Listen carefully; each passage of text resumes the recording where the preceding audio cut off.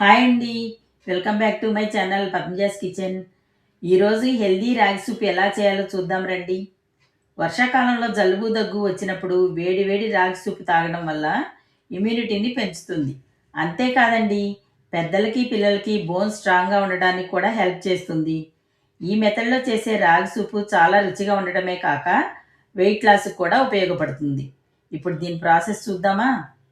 ముందుగా ఒక బౌల్ తీసుకుని దానిలో 4 స్పూన్స్ రాగి పిండి వేసుకోండి.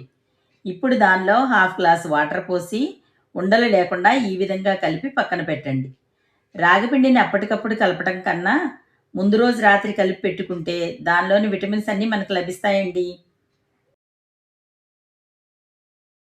ముందుగా క్యారెట్, బీన్స్, వెల్లుల్లి, అల్లం, పచ్చిమిర్చి, స్ప్రింగ్ ఆనియన్స్ని చిన్న చిన్న ముక్కలుగా కట్ చేసుకుని పక్కన పెట్టుకోండి.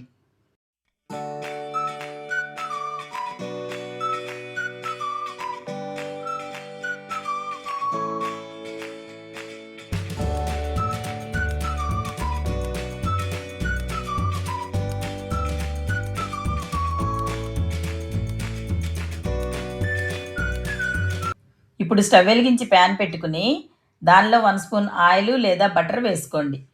ఆయిల్ వేడెక్కిన తర్వాత దానిలో సన్నగా కట్ చేసి పెట్టుకున్న అల్లం ముక్కలు 1 స్పూను, వెల్లుల్లి ముక్కలు 1 స్పూను, పచ్చిమిర్చి 1 spoon, carrot 2 spoons, sweet corn 2 spoons, beans 2 spoons, 2 spoons onion, కొంచెం స్ప్రింగ్ ఆనియన్స్ వేసుకుని 2 నిమిషాలు వేయించండి.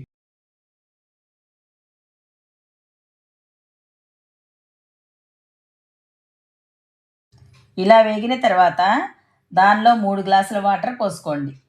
వాటర్ ఇలా బాయిల్ అయ్యేటప్పుడు దానిలో 1 స్పూన్ సాల్టు, హాఫ్ స్పూన్ మిరియాల పొడి వేయండి. మీరు తీసుకునే క్వాంటిటీని బట్టి రుచికి సరిపడా సాల్ట్ వేసుకోండి.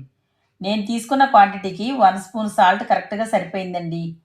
ఇలా వాటర్ బాయిల్ అయిన తర్వాత దానిలో ముందుగా కలిపి పెట్టుకున్న రాగి పిండిని వేసి ఉండలు లేకుండా బాగా కలిపి 5 నిమిషాలు ఉడకనివ్వండి. 5 నిమిషాలు ఉడికిన తర్వాత పలచగా ఉన్న సూపు ఇలా చిక్కబడి ఈ కన్సిస్టెన్సీలో ఉన్నప్పుడు దానిలో తరిగి పెట్టుకున్న కొత్తిమీర చల్లి మరోసారి కలిపి దించేయండి. ఇప్పుడు దీనిని సర్వింగ్ బౌల్లోకి తీసుకుని నిమ్మరసం పిండి వేడివేడిగా సర్వ్ చేయండి. అంతేనండి, రాగి పిండితో హెల్దీ సూప్ తయారైందండి. ఇలా సింపుల్గా హెల్దీగా చేసుకునే ఈ సూపు చాలా రుచిగా ఉంటుంది. ఈ సూప్ని మార్నింగ్ కానీ ఈవినింగ్ కానీ 1 లేదా 2 కప్పులు తీసుకోవడం వల్ల రైస్ తినాల్సిన పని లేదండి.